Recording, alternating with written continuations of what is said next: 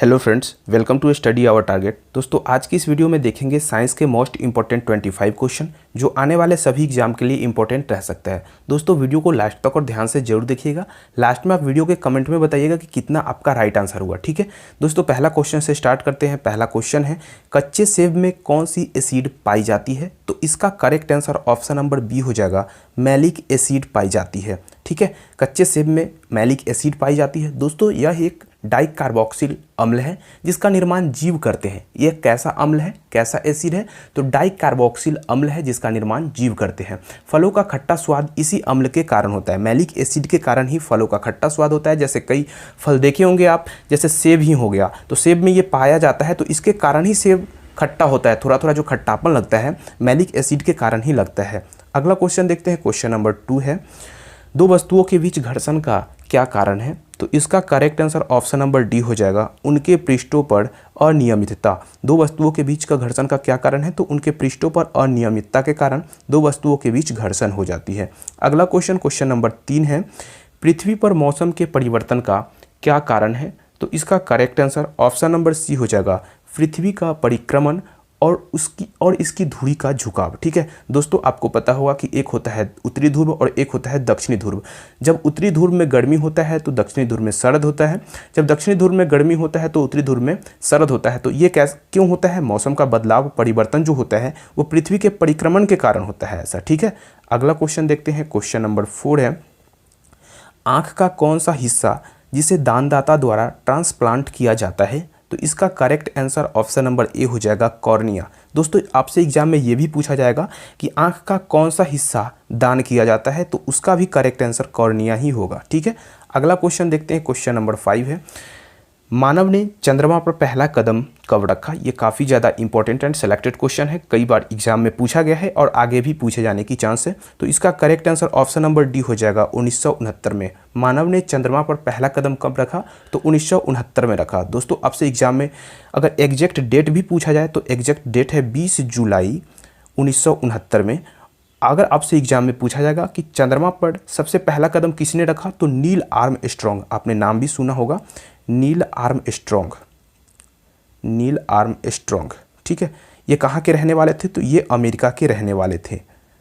ठीक है, अगला क्वेश्चन देखते हैं। क्वेश्चन नंबर 6 है, दूध खट्टा होने पर कौन सा एसिड बनता है? तो इसका correct answer option number A हो जाएगा, लैक्टिक एसिड। दूध खट्टा होने पर लैक्टिक एसिड बनता है। दोस्तों, आपको भी पता होगा कि दूध से जो दही बनता है ये लैक्टिक एसिड के कारण ही बनता है। ठीक है, इसलिए वो खट्टा होता है।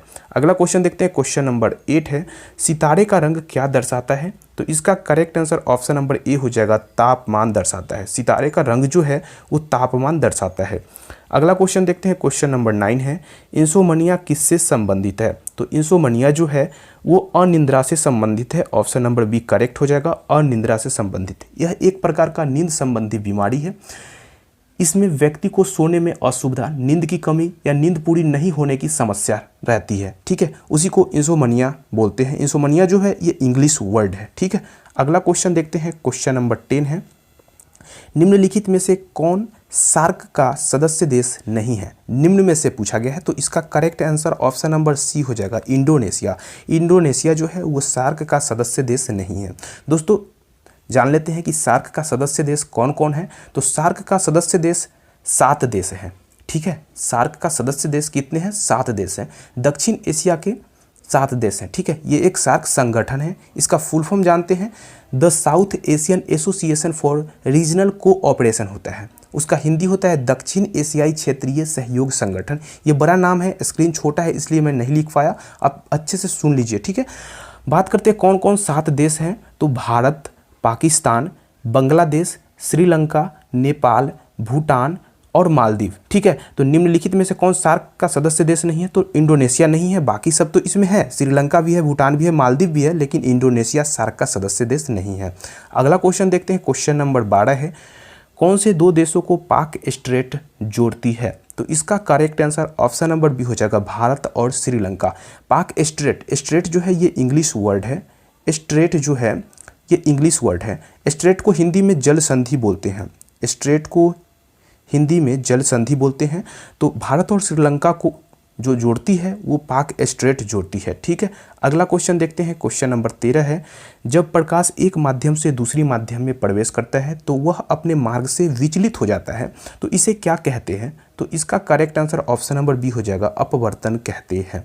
ठीक है, क्वेश्चन नंबर 14 देखते हैं, मानव शरीर में परासरण नियंत्रण करने वाला अंग है, तो कौन सा अंग है जो मानव शरीर में परासरण नियंत्रण करता है? तो ये वृक्क अंग है। ठीक है, अगला क्वेश्चन देखते हैं। क्वेश्चन नंबर 15 है, क्रेब्स चक्र कहाँ पर होता है? तो क्रेब्स चक्र जो होता है वो माइटोकॉन्ड्रिया में होता है। ये कहाँ पे होता है? माइटोकॉन्ड्रिया में होता है। वायवीय श्वसन की दूसरी अवस्था है क्रेब्स चक्र जो है वो कोशिका के माइटोकॉन्ड्रिया में होती है। ठीक है, कोशिका के माइटोकॉन्ड्रिया में क्रेब्स चक्र होती है। ये जो वायवीय श्वसन की दूसरी अवस्था है। ठीक है, अगला क्वेश्चन देखते हैं। क्वेश्चन नंबर 16 है, पौधों में अर्धसूत्री विभाजन के अध्ययन हेतु सर्वाधिक उपयोगी भाग है, तो इसका correct answer option number B हो जाएगा, तने का अग्रभाग। तने का अग्रभाग, पौधे में अर्धसूत्री विभाजन के अध्ययन हेतु सर्वाधिक उपयोगी कौन सा भाग है? तो तने का अग्रभाग है। अगला क्वेश्चन देखते हैं। क्वेश्चन नंबर 17 है, घड़ी यानी क्लॉक की चाल को मापा जाता है, तो इसका करेक्ट आंसर क्या हो जाएगा? गीगाहर्ट्ज होता है। ठीक है ना, इसका correct answer option number D हो जाएगा, गीगाहर्ट्ज। घड़ी की चाल जो मापा जाता है वो गीगाहर्ट्ज में मापा जाता है, ये गीगाहर्ट्ज होना चाहिए। ठीक है, अगर एग्जाम में पूछा जाएगा कि 1 गीगाहर्ट्ज बराबर में कितना होता है?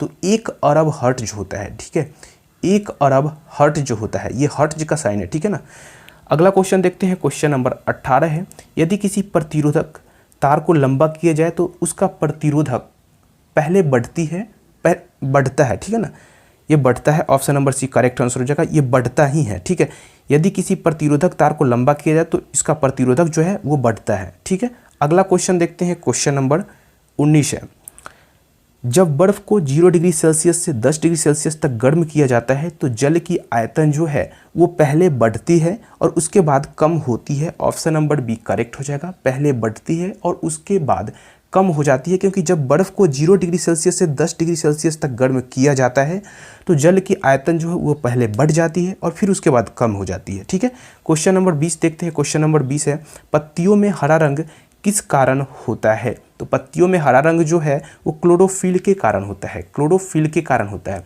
इसमें एक वर्णक पाया जाता है जिसे वर्णहरिम को इंग्लिश में क्लोरोफिल बोला जाता है। ठीक है ना, वर्णहरिम को ही इंग्लिश में क्लोरोफिल बोला जाता है। इसमें एक वर्णक पाया जाता है। ठीक है, अगला क्वेश्चन देखते हैं। क्वेश्चन नंबर 21 है, स्वांग नृत्य किस भारतीय राज्य का है? तो देखिए, इसका करेक्ट आंसर तो ऐसे ऑप्शन में नहीं है, इसका करेक्ट आंसर उत्तरी भारत में होगा। ठीक है, उत्तरी भारत अगर डायरेक्ट रहता तो वो सटीक आंसर होता उत्तरी भारत। ठीक है, लेकिन ऑप्शन यहाँ से भी आप पकड़ सकते हैं। उत्तरी भारत में कौन कौन राज्य होता है? तो उत्तरी भारत में हरियाणा आता है, उत्तर प्रदेश आता है और राजस्थान आता है। तो यहाँ से ऑप्शन में हरियाणा भी है और राजस्थान भी है। ठीक है, हरियाणा भी है और राजस्थान भी है और उत्तर प्रदेश भी है। लेकिन आपसे एग्जाम अगर यहाँ पे क्वेश्चन है भारतीय राज्य का है तो यहाँ पे तीनों ऑप्शन करेक्ट हो जाएगा। एक हिमाचल प्रदेश नहीं होगा, हरियाणा, उत्तर प्रदेश और राजस्थान तीनों उत्तरी भारत में ही पड़ता है। तो स्वांग नृत्य ये तीनों जगह का है। ठीक है, अगला क्वेश्चन देखते हैं। क्वेश्चन नंबर 22 है, गन्ने का अधिकतम उत्पादन करने वाला प्रदेश है? तो इसका correct answer option number B हो जाएगा, उत्तर प्रदेश। गन्ने का अधिकतम उत्पादन करने वाला प्रदेश कौन सा है? तो उत्तर प्रदेश है। फ्रेंड्स, बात करते हैं यहाँ की राजधानी, तो लखनऊ है। यहाँ के सीएम कौन है? तो योगी आदित्यनाथ है। यहाँ के राज्यपाल कौन है? तो आनंदीबेन पटेल है। ठीक है, अगला क्वेश्चन देखते हैं। क्वेश्चन नंबर 23 है, ध्यानचंद ट्रॉफी किस खेल में दी जाती है? तो इसका correct answer option number A हो जाएगा, हॉकी में। ध्यानचंद ट्रॉफी जो है वो किस खेल में दी जाती है?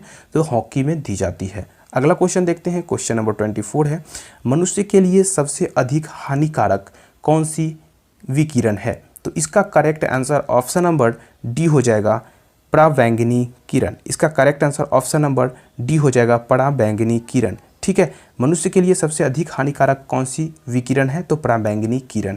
अगला देखते हैं। अगला क्वेश्चन है क्वेश्चन नंबर 25, स्वस्थ मनुष्य के शरीर में सामान्यतः कितना रक्त होता है? तो इसका correct answer option number A हो जाएगा, 5 से 6 लीटर। स्वस्थ मनुष्य के शरीर में सामान्यतः कितना रक्त होता है, तो 5 से 6 लीटर होता है। अगर ऐसे सटीक की बात करें कि इसका सटीक आंसर क्या निकल सकता है, तो मानव शरीर में रक्त की मात्रा जो होता है आमतौर पे वो शरीर के वजन का 7% के बराबर होता है। शरीर के वजन का 7% के बराबर होता है। जैसे मान के चलिए किसी व्यक्ति का वजन अगर 100 kg है एग्जाम्पल के तौर पे, तो उसका 7% आप निकाल लीजिए तो वो उसके शरीर में उतना रक्त होगा। ठीक है, तो जिसका वजन 100 kg होगा उसके शरीर में 7 kg खून होगा, 7 kg रक्त होगा। ठीक है, और ऐसे एग्जाम में पूछा जाए तो 5 से 6 लीटर आप मार दीजिएगा, ये आपका सही हो जाएगा। ठीक है, तो आज के लिए 25 क्वेश्चन कंप्लीट हो गया। आपका कितना राइट आंसर हुआ आप कमेंट करके जरूर बताइएगा। अगर वीडियो पसंद आया होगा तो एक लाइक जरूर कर दीजिएगा। फिर मिलते हैं नेक्स्ट वीडियो में नेक्स्ट टॉपिक के साथ में।